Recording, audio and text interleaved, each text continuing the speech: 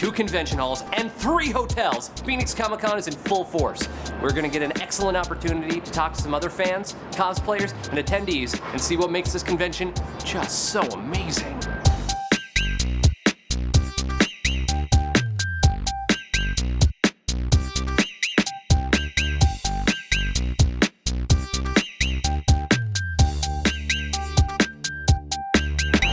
First of all, thank you so much for having us. Well, we love having you. We love being here. Now, you weren't kidding. This is a massive convention, and I'm having an absolute blast. Good. Was it everything that I hyped it up to be? It was all of that and more. My good golly gracious. I am speechless. I am speechless, and yet I have to give this interview. Jillian, how are you? I'm good. I'm a little tired. It's been a crazy week, but it's awesome. It's so energizing. Yes, we are on the busy Saturday here. Yes. And everything is in full swing. Everyone is having an amazing time. Now, last we talked back at FanFest, that was a rush job. Yes. You told us that you put together a miracle within a very short number of days. How long has this been in the works? A year.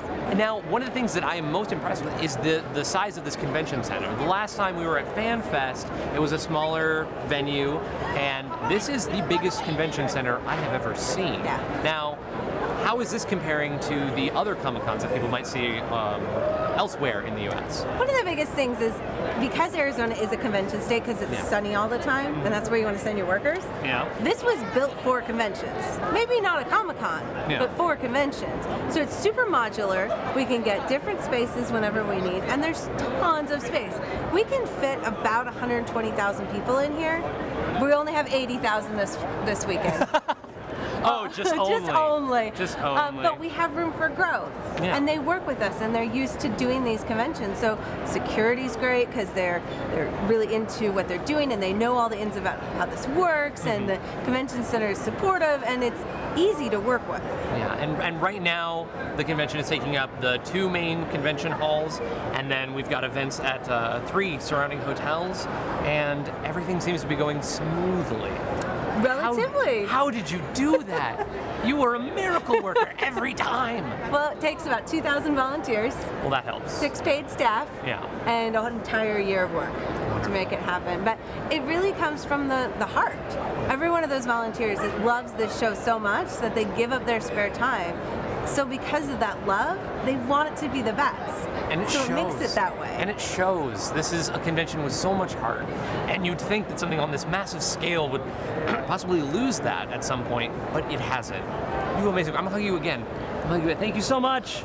Thank you.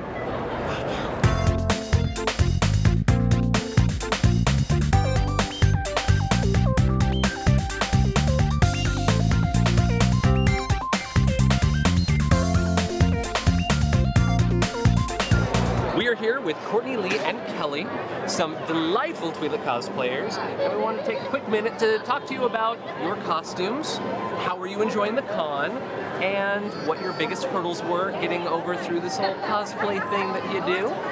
So first off, how are you enjoying this convention? It's awesome. It was definitely my busiest year so far. I've been doing this particular convention for about 5 years now, and this was definitely the one where I was on the verge of crying. I do commissions as well, so I had like 10 different other people's costumes, and then including mine, and my booth helpers, and my boyfriends. So.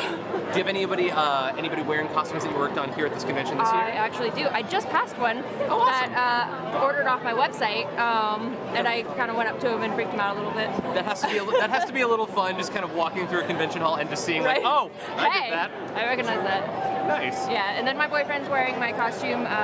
One of the guys that's wandering up here is Spider-Man. Going to be wearing my costumes 2 days, I believe. I have about 10 costumes that I know of that are here. Very good. So I love that. And yours? I'm gonna be honest, this happened today. She just had this lying around because that's what she does. So I decided to throw on my whole kitty glasses, and I'm a hipster today. So she's a trendsetter, who starts trends and then stops them because everyone starts wearing it. See, yeah, at that point, everybody's into the whole Twilight thing. But how great is it to have friends that just have this sort of lying around? It's a lot of fun. So you guys are having a great time here at the convention so far. Busy but awesome. And I wanted to ask, doing cosplay, what are the biggest hurdles that you've faced? Definitely trying things that are new. I went to a fashion college, so I know kind of the basics of making patterns and sewing, but there's no college for let's make Leku. Yes. So you kind of have to figure all that on your own, and that's probably the biggest thing, making big giant headpieces. Isn't the internet just such a great resource, though? Right? Oh. YouTube, man. So I learned everything from YouTube. And I just got into resin casting, so I'm learning new things every day. And that's great. You had also mentioned that you have a website that you sell and do commissions through. And what website would that be, and where can people find you? I am on Facebook under Courtney Lee Creations, and I'm also on Etsy for Courtney Lee Creations.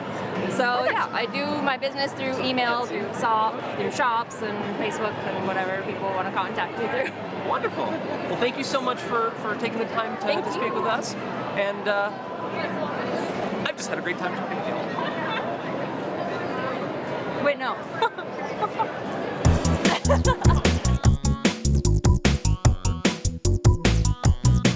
I actually was raised in a Star Trek household. I was a Trekkie all the way through college, and then I picked up Knights of the Old Republic, and I absolutely fell in love with it. Went back, watched the movies, was like, oh my God, I love this universe, and have been a stalwart Star Wars fan ever since.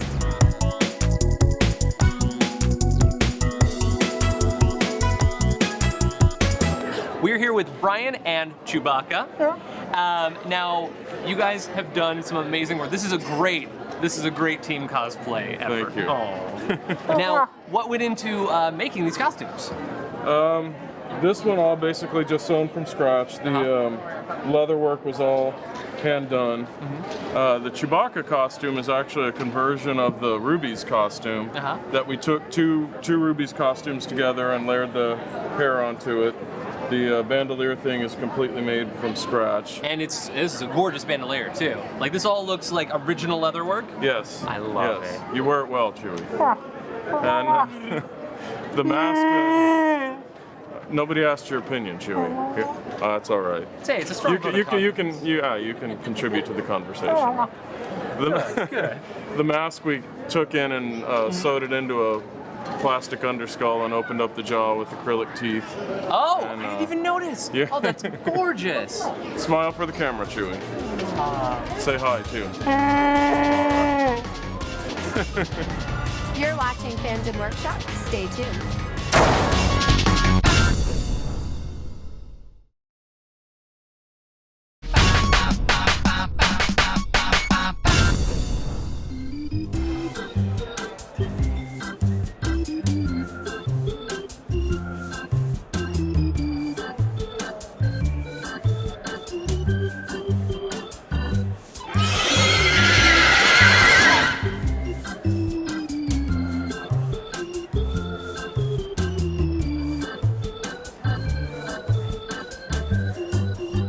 We're here with Sabrina and John Floyd, who have built something so impressive, I absolutely had to stop and talk to you guys about it. So can you tell us a little bit about this piece? Well, this is a version of the Gentleman Robot. It started out with just the head, actually, and John walking around at conventions with the head on. This is the Battle Armor Mark I, and he will be varying it up as we go along. He's already put new weapons on the end there, as it were. Out here, we've got a buzzsaw over on one side. Yep. I'm very close to it right now. And, okay, we're just gonna set that back down. Put it away. Now, you guys have done amazing work. Now, how long did this piece itself take to construct? This is about 6 to 8 months worth of work. We both have full-time jobs, so this is an after-work hobby that we do that we love. Wonderful. And now it looks like I'm seeing some EVA foam construction. What are the main components we're looking at here? So a lot of it is the EVA foam. We have pepperchlorophylls with the paper and then fiberglass resin on top. He does a lot of resin casting of his own. So we have that all up here. Wonderful. And then hamster house right here. Very cool. And I'm also feeling some electronics going on in here. Yes. We've got a light and a fan with looks like a little bit of a flickering flame. Exactly. I like that. A little bit for ventilation too to help with circulation of the air. Wonderful. I wanted to ask also, how hot a piece like this is getting. You will see when we take it off how hot this piece is. Now, what is the average longevity of wearing on this costume? How long can you stand it? I think he's done about 4 hours. Okay. Is the longest that he's done. Follow-up question. How long does it take to get across a single hallway? It can take 4 hours to get across. Understandable. Well, obviously, everyone wants to get photos, but I know that you're anxious to get out of this. Can I help? What do we need to do? Let's get John out of here. Let me take the back off first. Okay. Oh, there we go. And now I can't breathe. Oh, there we go. Hello. Hello. How you guys doing? It's a pleasure to meet you. Nice to meet you. How's it going? The man in the machine. Wonderful. Well, thank you guys so much for taking the time to talk with us and, giving us a chance to take a closer look at one of the biggest giant robot costumes I've seen all con.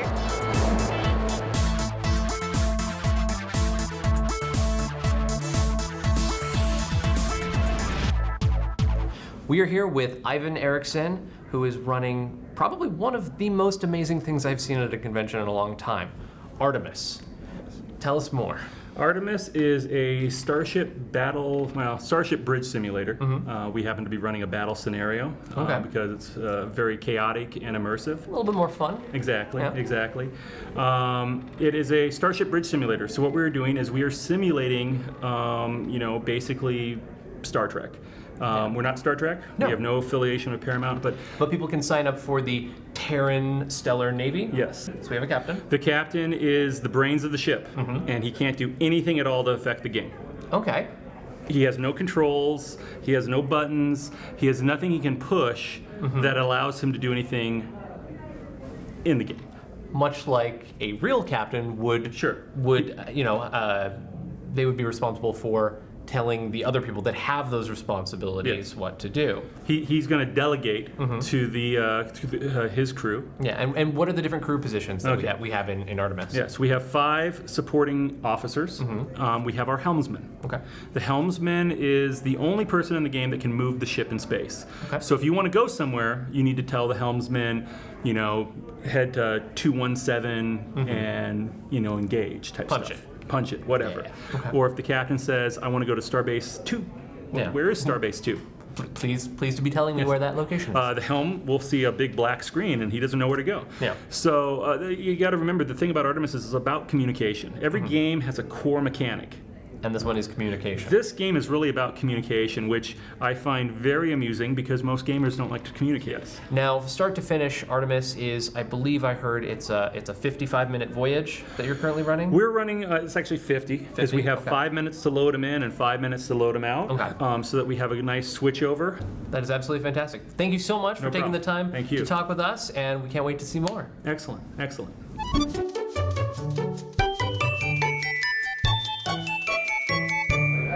We are here with DJ and Melissa, who have a very interesting take on 2 of my favorite characters from video gaming, Link and Navi. Now, DJ, Melissa, what inspired this steampunk version of 2 iconic characters from one of my favorite games of all time? Well, I think that's what we share in common. It's also my favorite game of all time, series of games, and I am teaching my boyfriend here to play the games. Good. Yes. It's a good thing to know. Yeah. Slowly but surely. You learn first grade English and then playing all of the Legend of Zelda games. Exactly. Yeah. I'm still stuck on Skyward Sword? Yes. See? I messed up on mine. We're teaching. It's a learning experience. Now, obviously, I'm a huge fan of the games. You're getting into them for the first time, but you seem to know quite a fair share of the games. What is your favorite? Okay, I'm probably going to have to go with Wind Waker. It was my first game, so I really enjoyed Toon Link. Awesome. So. And an excellent introduction into the series. Exactly, as well. it was It's a for really me. it's a really fun version. Mm-hmm. Now, I love the attention to detail that these costumes have. And you were saying earlier that you have a background in theatrical costuming. I do. So you understand that a lot of the detailed work is really what's going to really make a costume pop. Mm-hmm. So I like Link's heart right here, and then you are wearing a sign. I am my little sign that says everything for me. Listen, hey! And I love these wings as well. What are they made out of? Thank you. Actually, okay, I cheated. I bought the wings. Oh. I did from the Renaissance Fair here in town. Oh, that's wonderful, though. But that's always great. You know, it's a great time saver to kind of try and get that costume done in time for the convention, so you're less up all night the night before, like I was not sleeping. It happens. It happens. Now, wonderful. I want to thank you guys so much for taking this time to interview with us and share your amazing work. Let's all do a spin. Let's all do a spin. Spin. I'll spin too. Perfect. I'm not wearing a costume, but my butt looks good in these pants. Yes, it does.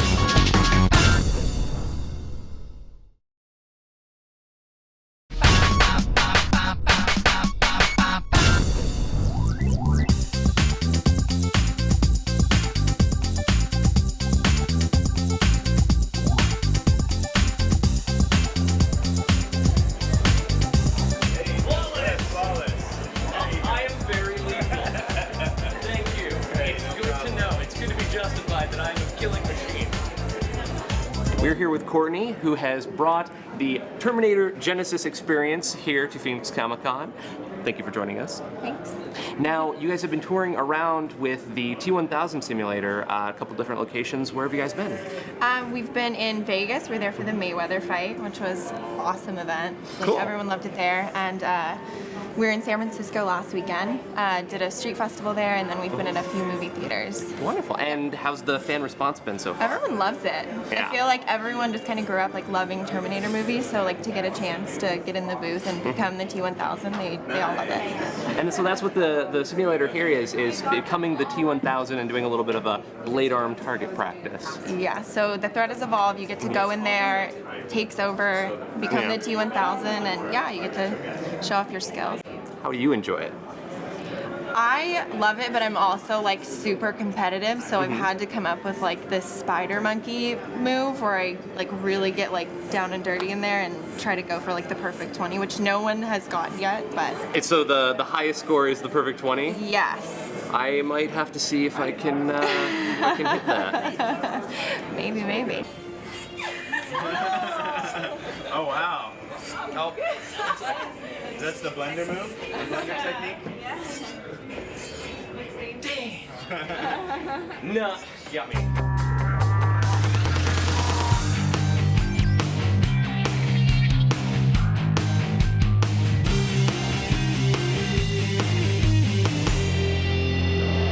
I am here with the fantastic gentlemen of Team 4-Star. Now, can you guys please introduce yourselves? Hi, I'm Scott Kaiserneko Frericks. I'm Kieran Lord Moonstone Summerlade. Ben HBI 2K Creighton. And Lawrence Marsakovic Simpson. Wonderful. Now, I'm a huge fan, and you guys run one of the greatest YouTube series I have ever seen, DBZ Abridged. Oh, thank you. Along with another other series of Abridged series, but DBZ Abridged is probably what got me back into Dragon Ball Z after being out of it for a while. GT issues. We understand. Thank you. My condolences. Now, can you tell us a little bit about what Dragon Ball Z Abridged is for those who might not know? So, has anybody ever seen something like C-Lab 2021? I have. It's kind of like taking, as they took that old Hanna-Barbera cartoon, cut out a lot of it, redubbed it, kind of mimicked some of the plots, but then basically made them completely farcical. Well, the idea here was take all the footage from Dragon Ball Z, rescore it, rescript it, put all new sound effects, and make it basically a comedy. We pare down all the elements from the show that might not necessarily be needed, and add probably some of the most brilliant comedy writing I've seen on YouTube for an individual series like this of all time. Thank you. Now, how has the fan reaction been to Dragon Ball Z Abridged over the years? Because you guys have been going since 2008. It's been overwhelming. I mean, all things considered, we never thought we were going to get this big.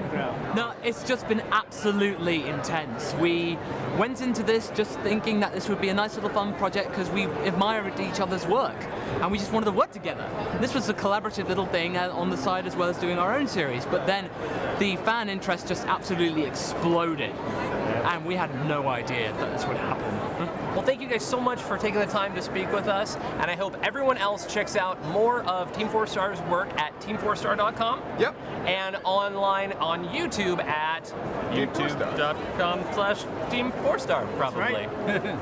Wonderful. Thank you guys so much. Thank you, sir. I'm going to just get all these in. There we go. Thank you very much. Thank you. It's the fastest I've done 4 handshakes ever. Well, we've had an amazing time here at Phoenix Comicon. I want to give a special thank you to all the staff and volunteers that... Evan, we should have like way more footage. We have like a whole nother Comic-Con episode. We do. Well, stay tuned for the next episode of Fandom Workshop, the thrilling Part 2 conclusion of Fandom Workshop at Phoenix Comicon. And until then, I will be waiting in the desert. I really hope that episode comes out soon. It's warm.